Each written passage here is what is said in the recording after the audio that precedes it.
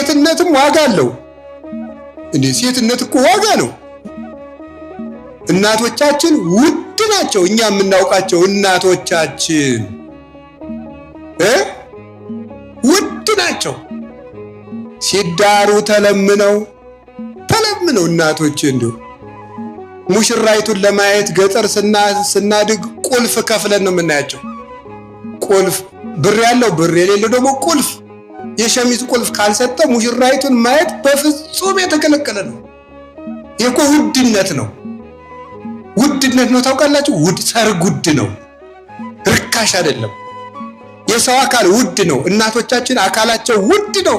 ሲፈትሉ እንኳን ከደረስን እንደው እግራቸው ተገልጦ ከደረስን አፍረው ነው የሚሸፍኑት። ውድ ነው ሰውነት ውድ ነው። አላችሁ። እግዚአብሔር ከሁላችን ጋር ይሁን። ዘመን እየጣለን ያለ ራሳችን ስለጣልን ነው። ሰው ራሱን ሲጥል ነው ዘመን የሚጥለው። ራሱን ያልጣለ ሰው ግን ዘመን አይጥለውም። ማንም ዘመንን ጥሎት አያውቅም።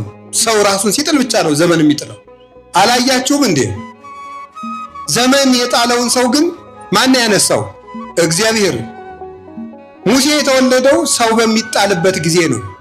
ምን በሚጣልበት? ሰው በሚጣልበት፣ ወንድ በተወለደ ቁጥር በሚጣልበት ዘመን ተወለደ። እናት አባቱ ግን ዘመን የማይጥለው ሃይማኖት አላቸው። ተጣለ እንደ ሰው። ምን አደረገው? እግዚአብሔር በምህረት እጆቹ ተቀበለው፣ ከባህርም አወጣው።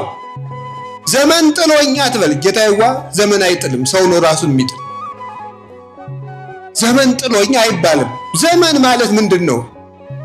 ዘመን ማለት እኮ ሰዓት ነው። ሰዓትም ጭንቅላት አለው የሚጥልህ? አንድ ሰዓት ነው? 2 ሰዓት ነው የጣለ? መስከረም ነው የጣለ? ጥቅምት?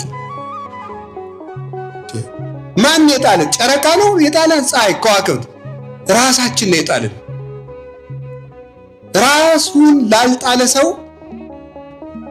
ዘመናውያን በሰለጠኑበት ወይም በዘመን የነገሱ በዘመን የተመቻቸው ሰዎች ክፉ በሚሰሩበት ሰዓት እንኳን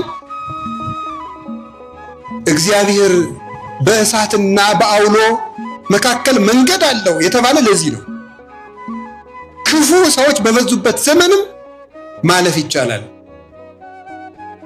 መከራው ራስን መጣል ነው። አንድ ጸሐፊ የተናገረውን ልንገራችሁ። ድንግል ማርያም ሆይ እመቤታችን ሲለምናል እኔን ለራሴ አትጣይኝ ብሏል። እስኪ በሉ ሁላችሁ ድንግል ማርያም ሆይ በሉ። እኔን ለራሴ አትጣይኝ። ለምን? ራሴን ስለማ ለራሴ አልሆንም ነው። ለራሴ አሳልፈሽ አትስጭኝ፣ እኔ ለራሴ ክፉ ነኝ ነው። ዘመዶች፣ ለሰው ተላልፎ ከመሰጠት በላይ የራስ ባሪያ መሆን ክፉ ነው። ራስን እንዳለማሸነፍ ያለ ባርነት የለም። ከራሱ ነፃ የወጣ ሰው ማንም በሱ ላይ ባሪያ መሆን አይቻለው። ሰው ከራሱ ነፃ ሲሆን የእግዚአብሔር እጅ በሱ ላይ ይሰራል። ስለዚህ በራሳችን ላይ ዋጋ ይኖረን።